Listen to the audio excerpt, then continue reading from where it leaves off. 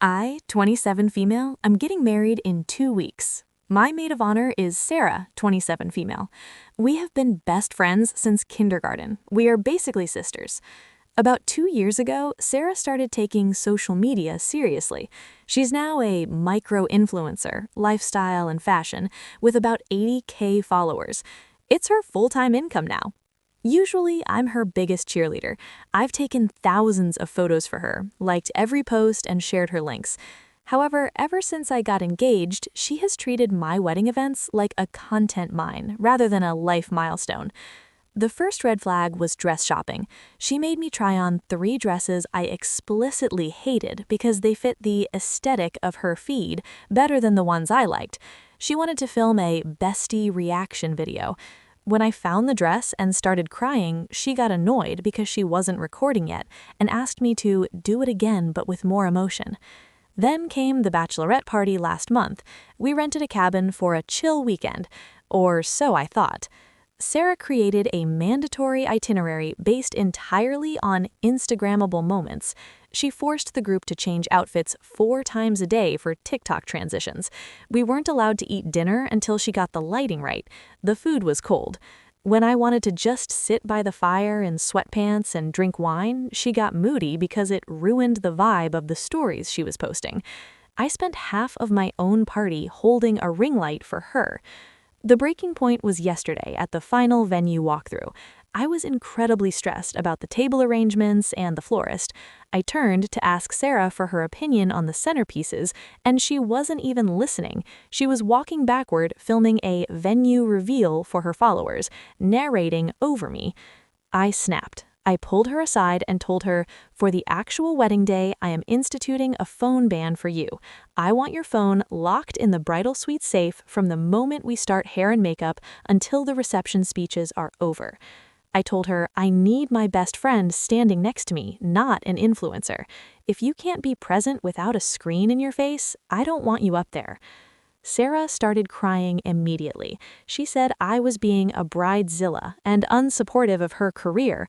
She argued that she was building a brand and that she was doing me a huge favor by hyping up my wedding to thousands of people. She said I was humiliating her by treating her like a child who can't hold a phone. She stormed out and hasn't answered my texts since. Our mutual friends are split. Some say she's been annoying, but others think taking a grown woman's phone away is controlling and crazy. It's been 3 days since my original post, and I wanted to give an update because things have moved fast. First off, thank you to everyone who commented.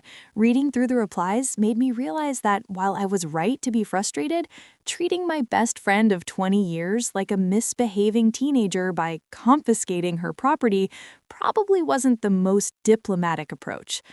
I decided to go over to Sarah's apartment yesterday.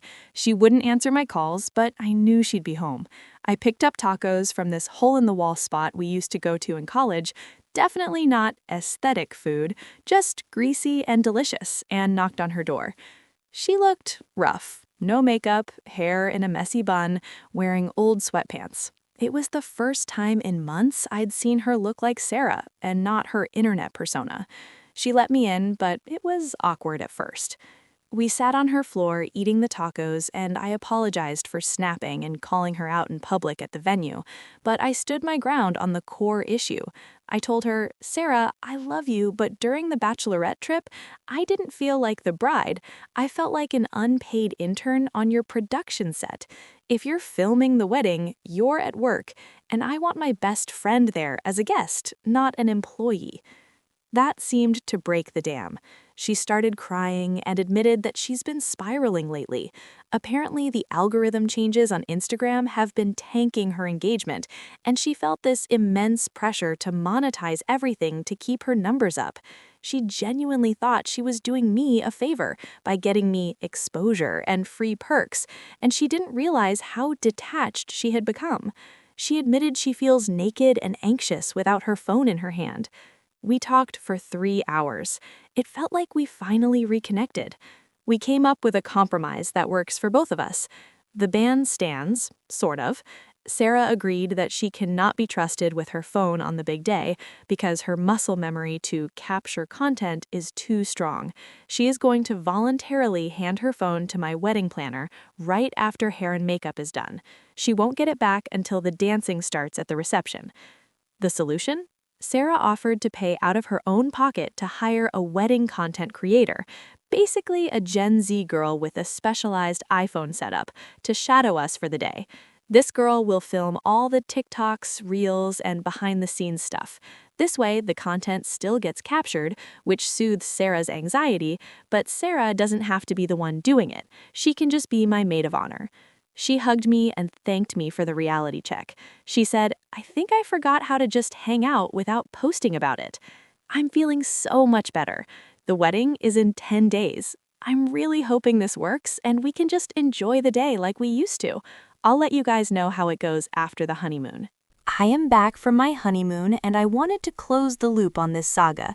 To everyone who said the friendship was doomed or that Sarah would sneak a phone in, I am happy to report you were wrong. The wedding was last Saturday and it was perfect. On the morning of the wedding, things were chaotic in the bridal suite. Sarah arrived with the hired content creator, a sweet college student named Mia. As soon as Sarah's hair and makeup were set, she walked over to the wedding planner, unlocked her phone, turned it off, and handed it over. I actually saw her shoulders drop. It was like a physical weight was lifted off her. For the first time in 2 years, Sarah wasn't checking angles. She wasn't asking me to hold that pose. She was just there. She steamed my veil, she fielded questions from my mom so I wouldn't get stressed, and we laughed until our stomachs hurt while drinking mimosas. During the ceremony, she held my bouquet and fixed my train. In the photos I've seen so far from the professional photographer, Sarah is looking at me and my husband, not down at a screen.